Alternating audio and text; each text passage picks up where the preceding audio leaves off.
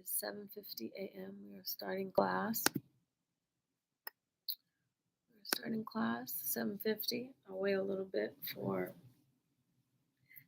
the energies to catch on, and we'll go from there.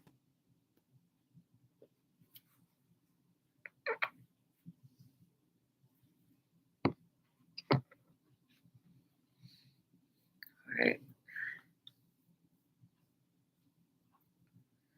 Today's class, we will be discussing several different opportunities. One second.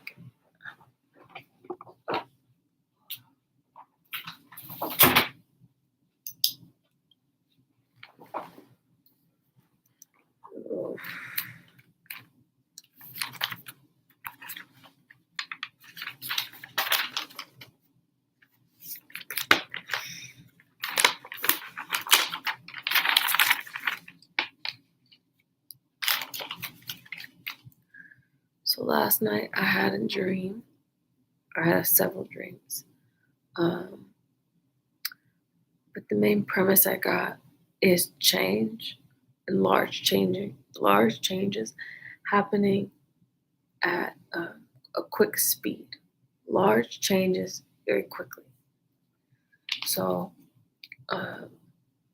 in order for these changes to stay balanced within the positive and negative energies, you're going to have to reconnect your emotional body. Okay? So let's talk about the emotional body first. So we're using the emotional body in 4 quadrants, right? We'll go from something as simple as happy,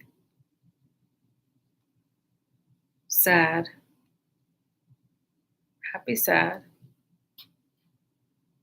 and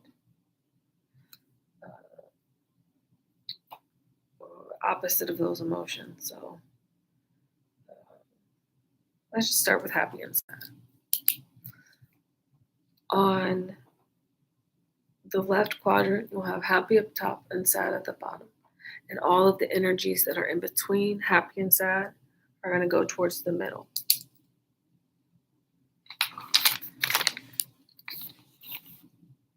Happy, sad, and then the feelings in the middle.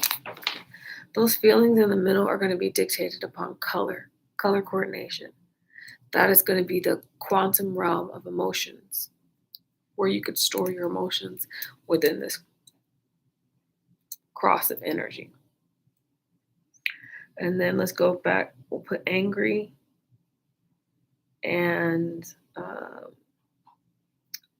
passive. Happy, sad, angry, passive, and then the energies in the middle. So the emotional body of spirit cannot run fluidly if we're not in the understanding of why our emotions are the way they are. Okay, so this is why as a kid you're like learning about, when I feel this, that means I'm frustrated. When I feel this, that means I'm sad. You're learning to pinpoint those emotional responses into, oh, this is what I'm feeling. Okay, cool. So now when we're looking at the emotional body is from a spiritual side is a little bit more complex, right? If you think of your body as a river, or each vein in your body is a river. And if you think of emotions that clog the system, you're angry, sad, all of these, they create big rocks within the emotional body. Okay, so when you're not ironing out these emotions that you're feeling,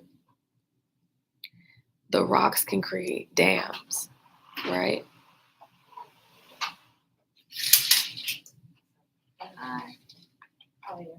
doing damage. So the rocks can create dams. Thank you so much. So the emotional body is just as important to keep healthy as the physical body, right? So we're working on the quadrant of happy, right? So once you break down happiness down, it comes to the core beliefs that you have. Thank you so much. So what makes you happy? What makes me happy is waking up in the morning and being alive. Something as simple as that, right? But then you also have to look at it from the perspective of what makes the emotional body happy. Oh, I really needed water. Thank you so much. We know what makes the physical body happy: food, shelter, all that. But what is the emotional body? What makes that happy? What makes the emotional body sad? What makes the emotional body angry? What makes it passive, right? Passive energy within the emotional body is a state of limbo where you don't want to make a decision. Everything is okay. Everything's fine. Everything's great. When you tell yourself that, you're like, oh, everything's fine. Everything's fine. When you tell yourself everything is fine, you're not digging into the emotional body. For example, when I first got sick, or when I first got into the pain index, I call it, that was very, very, very, very high and toxic, and I could feel it. My emotional body would tell my physical body, you're fine, even though my physical body was not fine. My emotional body was like, everything's fine, everything's fine. When you hear yourself say fine, you need to dig into your emotional body because you're not fine. Fine is a cover up. Fine is everything around me is burning up, but everything's fine. It's fine. It's okay. Right? It's a cover up. So if you ever say if you hear a voice say, everything's fine, dig into that fine word a little bit more. Right? Dig into fine. Because when you're in this fine energy, you're in a very passive state. Even though your body is in pain, even though the physical world is not matching up with the spiritual world will say everything's fine because the spiritual world sees way into the future, right? There's no time, so everything's fine in the emotional body. But in order to ground that fineness, you need to have conquer. You need to have to conquer your emotional body. Instead of saying everything is fine, dig into the four quadrants and say, okay,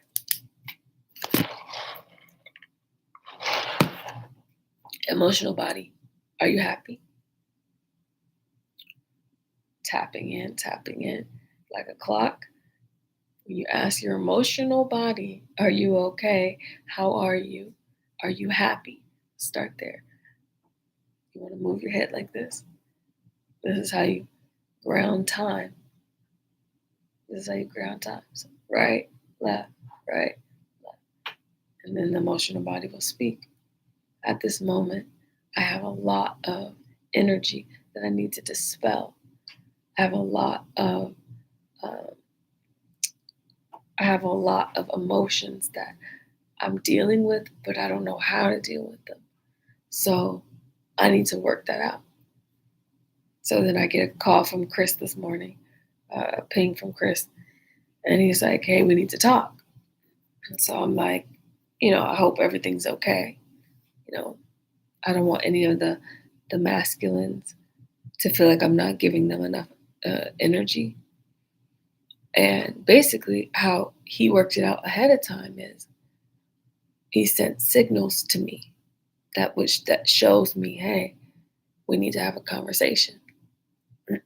So we had a conversation, And it was basically taking the creative elements and the storytelling and using using my emotional body to tell a story from a spiritual and physical perspective that we could use to put out a rom-com or a movie, something like that. A lot of the emotions need to be acted out from an emotional standpoint. So you have to find the best channeler who is very good at acting out the emotional body. So you don't have to do as much work because you're too busy focusing on the bigger picture, right? So you give people jobs to do. The job is to act out the emotional body. So this is why Hollywood is so important in the uh, in the spiritual world. It's very important because in order for someone to pass a test, you have to act out the emotional cues of the emotional body, right? So I tapped into the spiritual side of the emotional body. Now let's go into the physical. Physical body, are you happy? Are you happy? And then the emotional body or the physical body will go through, I miss my child. I miss my son. I miss my daughter. I miss holding them. I miss being outside and all these things. But I'm getting better. I'm taking this opportunity to, create a routine. It's more of a structural routine without having to go to prison or jail or something like that. So it's recreating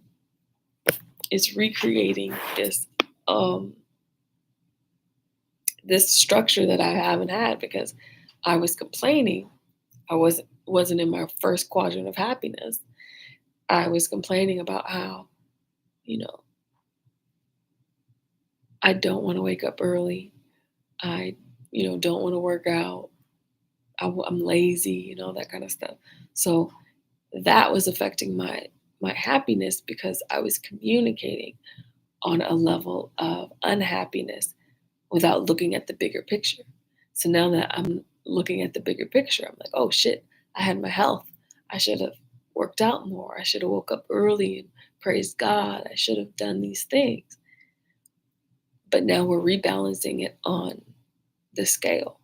We're rebalancing the happy body and the emotional body on the same scale. Okay. Physical body, are you sad? What emotions come from sadness? What would make you sad? From my physical body. Physical body is not being able to do what I want to do. I had many, many opportunities to do what I want to do. Now I have to do what I have to do. So it makes me a little sad because I'm learning structure.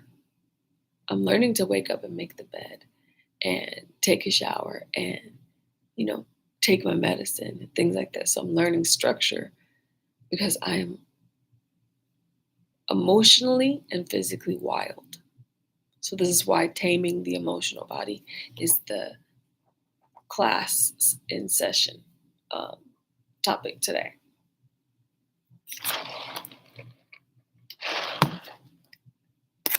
Now, when we get to the other side of the quadrants of angry and passive, anger and passion, anger and passivity is passion.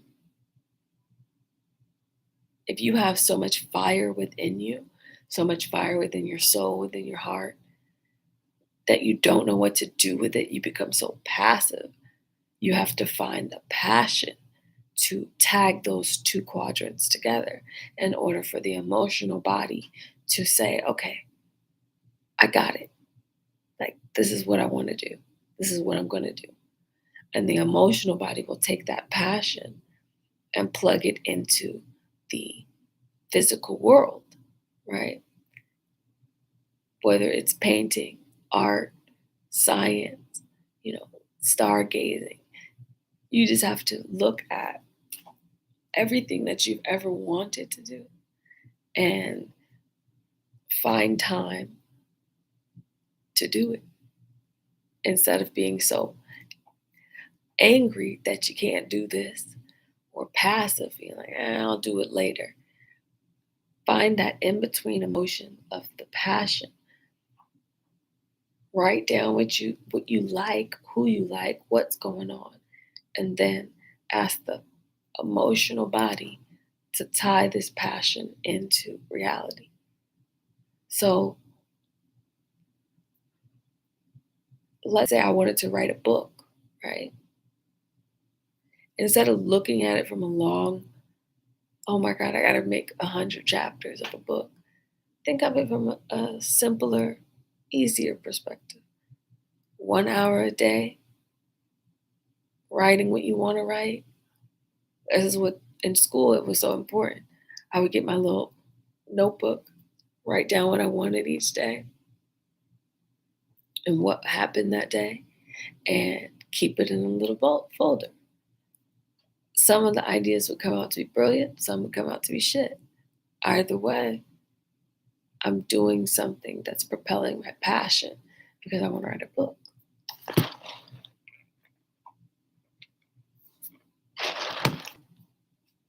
But I get easily overwhelmed thinking about 100 chapters to finish. I didn't even look at it from the short term. And the short term is I want to get this passionate energy out. It doesn't have to go through masculine and feminine identity or, mother and father. It doesn't have to go through that. It can go through a different change. And I can birth music. I can birth art. I can birth, food, architecture. I can birth different things because I'm not focused on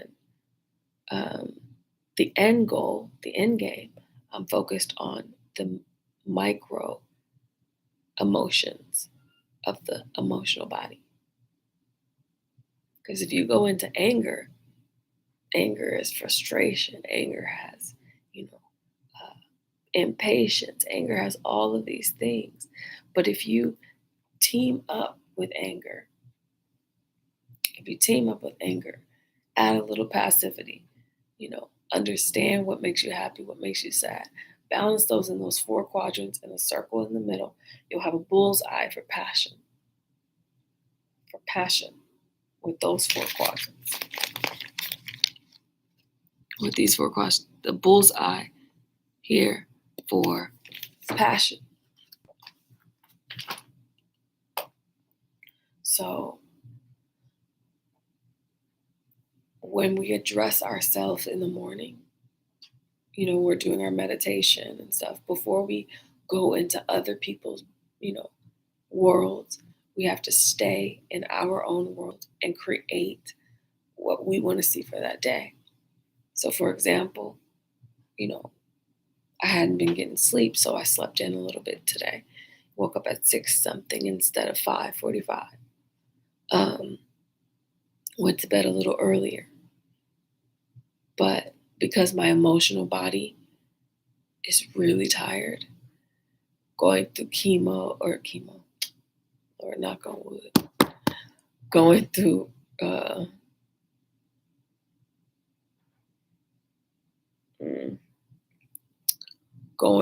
dialysis is very, very stressful on the body.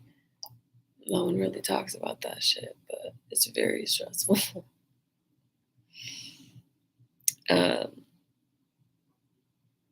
But when you're working in this environment of sickness, you have to address the emotional body. You have to.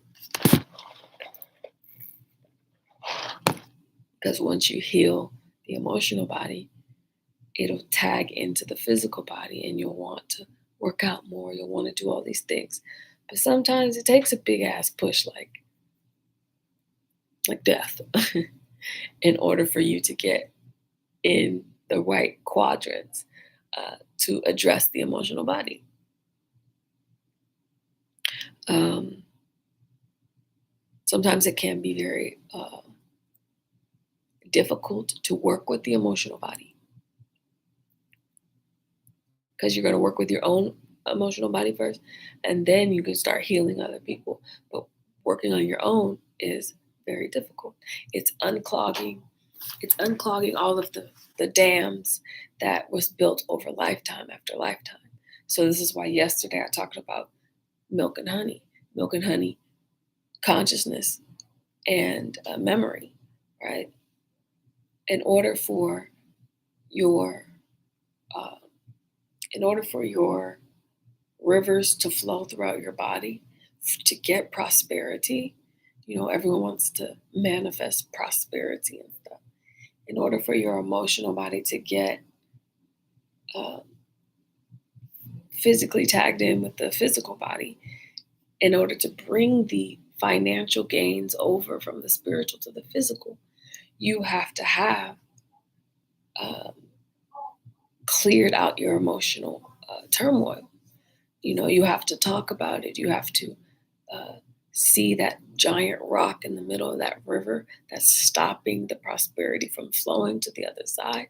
And you have to break that rock down until it becomes sand. The sand will give you time. Time will allow you to figure out the uh, bridge between uh, spiritually prosperous and being physically prosperous and being emotionally prosperous. Once you're emotionally prosperous, you become physically prosperous, right? So once you understand the simple basics of happy, sad, angry, passive, and you find the passion between the two, then you build a bridge and you can bring your milk and honey to the other side, to the physical world. But first, it's about addressing the health of your full body as a full conscious being. You have to address the full being of who you are.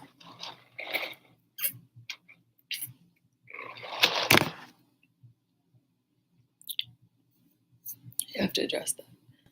So, um,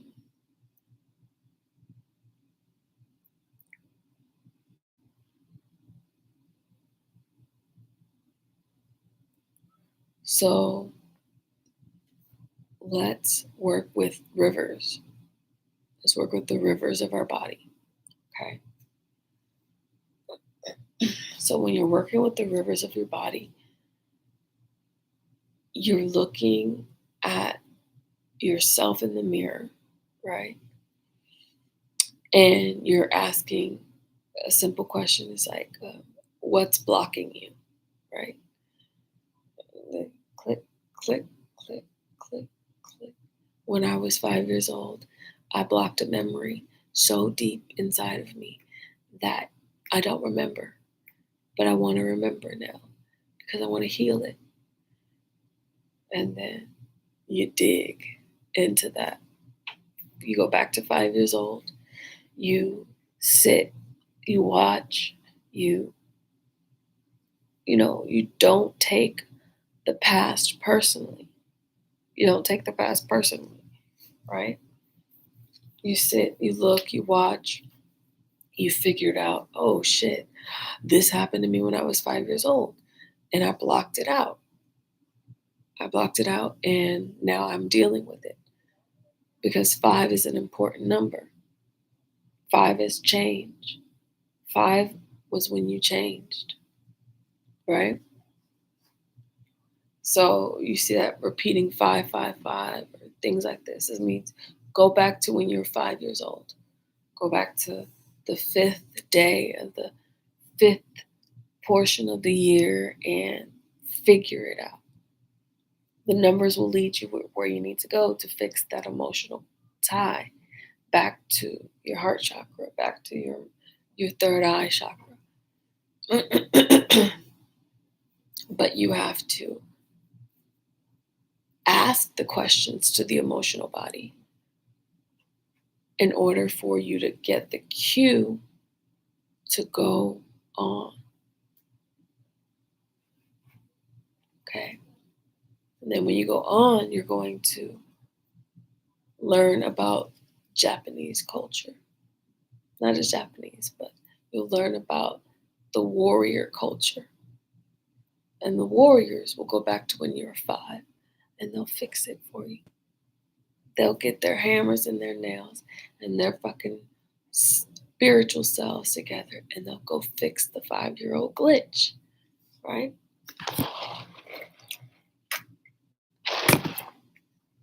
They'll fix the 5-year-old glitch so that you can be more prosperous in the future. Okay? So this is where teaming up with other people's emotional bodies helps you to rediscover your shadow, right? We're not going to get too far into the shadow's emotional body because just like you have those main emotions, your shadow body has its main emotions as well. It's not connected to the emotional body just yet. We're working on putting those quadrants together and flipping it on its side to discover the connectivity between all of the lives that you've lived and piecing every single life that you've ever lived back into one form. Back into one form. And you cannot be passive when doing this. You can't have anger when you're doing this. You have to find the healing within the passionate energy. You got to go to the bullseye, right to the point, straight to where it hurts, and fix it from that perspective. So when the river flows, it flows all the way and lands in your lap, whatever you want. But the reason that the systems were being clogged up with emotional distress as a child, because a child can carry more further. But it isn't until, the mother and father are supposed to look at the child and be like, oh shit, you have a lot on your plate. Let me take that. Let me take that. Let me take that. And it becomes like an effort of team. So the child can have more prosperity because the parents are taking the emotional damage of the child and giving them a better life than what they had, right?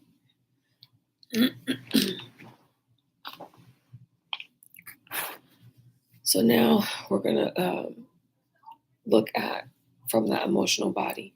You found out when you're 5 years old something happened. Now what? Simple. You meditate on it. You allow the memory to flow. Don't freak out and be like, oh, no, I don't want to see it. I don't want to see it. No. Allow the memory to flow. Whatever comes, it comes, right? And then once you get to the point where you're alone in your bed at night after all of this energy has happened, the best thing for you to do then is to address your 5-year-old self as a part of subconscious. So you're 5 years old, you're laying in your bed, and you're sad. You're sad because something bad happened. Something bad happened. You open that memory, you saw what happened. And then you go to the 5-year-old self and you say, you know what?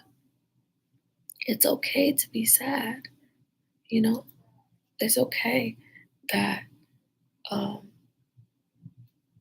that this emotion of sadness is being tagged in with this very, very, very horrible thing that happened to you. But look at it from this perspective, dear. When you're older and you're wiser, you will have learned this lesson of sadness, right? Even though you're 5 years old, you're trying to subconsciously not erase the memory. Because I used to erase the memories, but you're addressing this memory.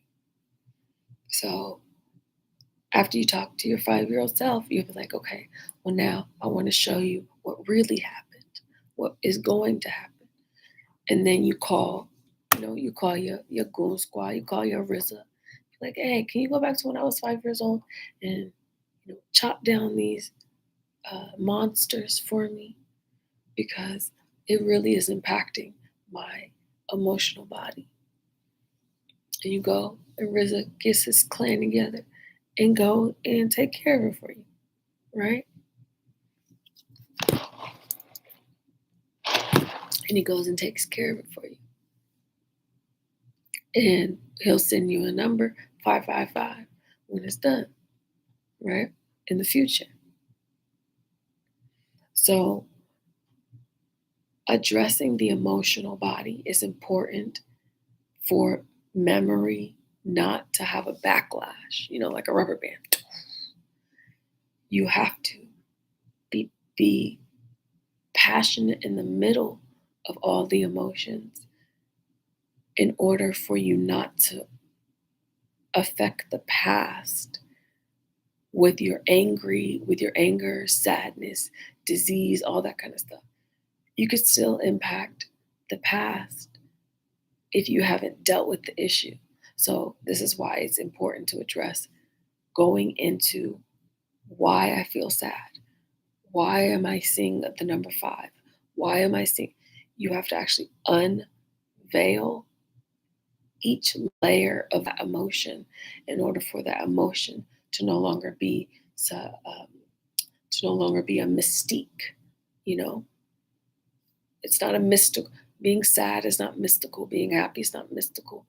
There's a core understanding to each emotion that you must address from all 4 quadrants of your personalities, of your energies, right? You address the anger, you address the sadness, but you find balance because you have the passion and the understanding to know that everything can be fixed emotionally as long as you're willing to put in the fucking work. The people who have so much childhood trauma